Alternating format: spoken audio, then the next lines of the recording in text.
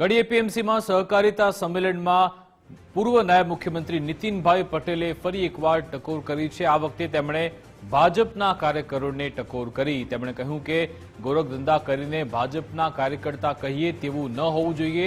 ગાડીમાં ભાજપનો ખેસ લગાવવાથી સાચા કાર્યકર નથી બની જવાતું।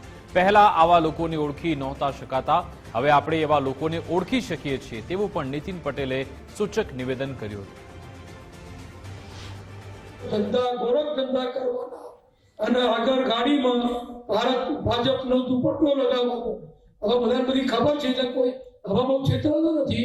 શરૂઆતમાં લોકો છેતરાતા હતા એટલે પોતાનામાં સાચું શું છે એ સહકારી ભાવના બતાવવી જોઈએ। કડી માર્કેટયાર્ડ હોય, કડી તાલુકા સંઘ હોય, કોઈ દિવસ કોઈ નાની મોટી ફરિયાદ હોય તો તમે કદી ના હોય। 40 રૂપિયામાં આપણે રોજ 700 લોકોને જમાડીએ છીએ।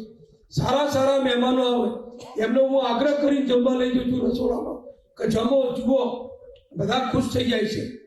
બજારમાં ચાનો કપ 25 રૂપિયામાં નથી મળતો, એના બદલે આપણે પૂરી, શાક, ચણા, દાળ, ભાત જેટલું જોઈએ એટલું આપણે માર્કેટયાર્ડમાં જમાડીએ છીએ।